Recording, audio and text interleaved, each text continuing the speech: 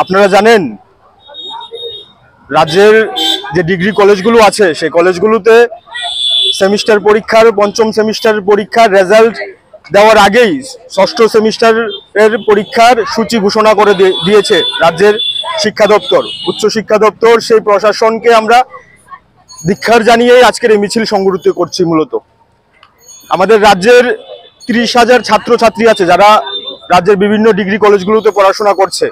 ইউজিসির যে গাইডলাইন, সেই গাইডলাইন অনুসারে আমাদের মূলত কমপক্ষে ন্যূনতম যদি আমরা বলি 90 দিন অর্থাৎ 3 মাস ক্লাস করানোর পর এরপর একটা সেমিস্টারের পরীক্ষার পর আরেকটা সেমিস্টারের পরীক্ষা নিতে হয়। কিন্তু রাজ্যের উচ্চশিক্ষা দপ্তর এবং প্রশাসন শিক্ষা দপ্তরের যে গাফিলতি, তার দরুন ছাত্রছাত্রীদের 15-20 দিন পরীক্ষা আগে ক্লাস করানোর মধ্য দিয়ে তাদের পরীক্ষা নেওয়ার কথা ঘোষণা করেছে। এই যে ঘোষণা, এর ফলে রাজ্যের যে কলেজ পড়ুয়ার মূলত ছাত্রছাত্রীরা আছেন তারা যে অন্ধকারের মধ্যে নিজেদের নিমজ্জিত করার দিকে যাচ্ছে, তার বিরুদ্ধে আজকে আমরা এখানে প্রতিবাদ মিছিল এবং শিক্ষা ভবন চলো অভিযানের ডাক দিয়েছি।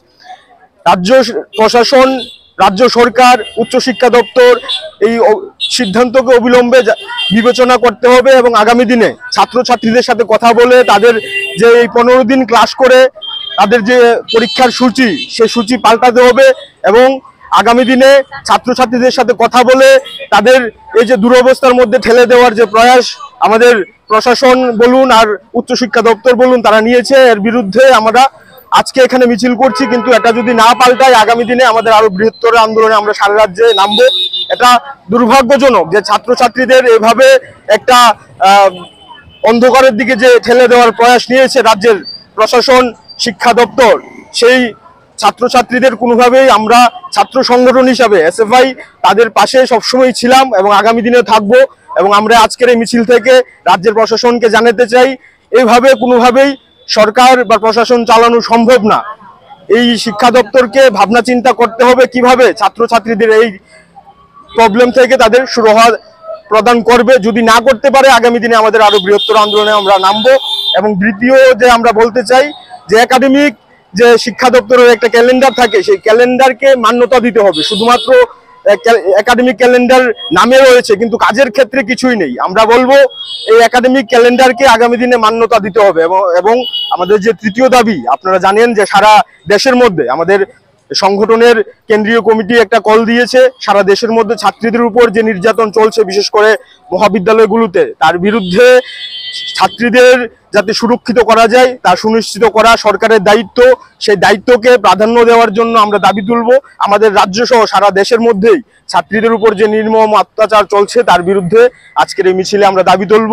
আপনারা জানেন কিংবা নাও জানতে পারেন, আমরা শিক্ষা দপ্তরের কাছে এই বিষয়গুলো নিয়ে এর আগে ডেপুটেশনের জন্য সময় চেয়েছিলাম, কিন্তু শিক্ষা দপ্তরের আধিকারিকতা বা যারা উচ্চ পর্যায়ের অফিসাররা রয়েছেন তাদের কাছে আমাদের সঙ্গে কথা বলার সময় নেই। তাদের কাছে 10 মিনিট সময় নেই যে আমাদের সাথে কথা বলবেন।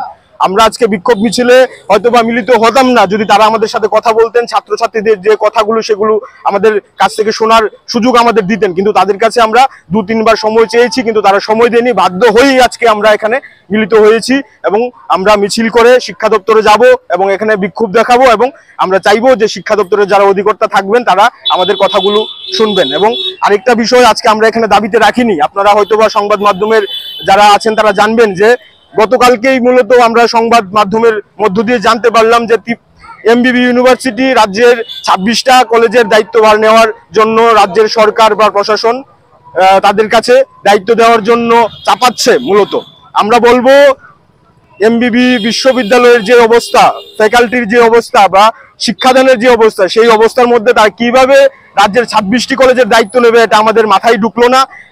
এটা নিয়েও ভাবনা চিন্তা করতে হবে। আগামী দিনে যদি এরকম ভাবে শিক্ষাকে অন্ধকারের দিকে ঠেলে দেওয়ার কাজ রাজ্যের সরকার বা শিক্ষা দপ্তর করে থাকে, আগামী দিনে আমরা আরো বৃহত্তর আন্দোলন করব। আজকে আমরা স্বল্প নোটিশে আমরা গতকালকেই ঠিক করেছি যে আজকে মিছিল করব এবং সেই মিছিলে আপনারা দেখতে পাচ্ছেন আমাদের ছাত্র কর্মীরা মূলত আগরতলা শহর এবং শহরতলি যারা তারাই এসছেন। এই যে দাবিগুলো যদি তারা বিবেচনা না করে আগামী দিনে আমরা সারা রাজ্যে আরো বৃহত্তর আন্দোলনের জন্য আমাদের নামতে আমরা বাধ্য হব। সকলকে ধন্যবাদ। হ্যাঁ, আমি সৃজন দেব, এসএফআই ত্রিপুরা রাজ্য সম্পাদক।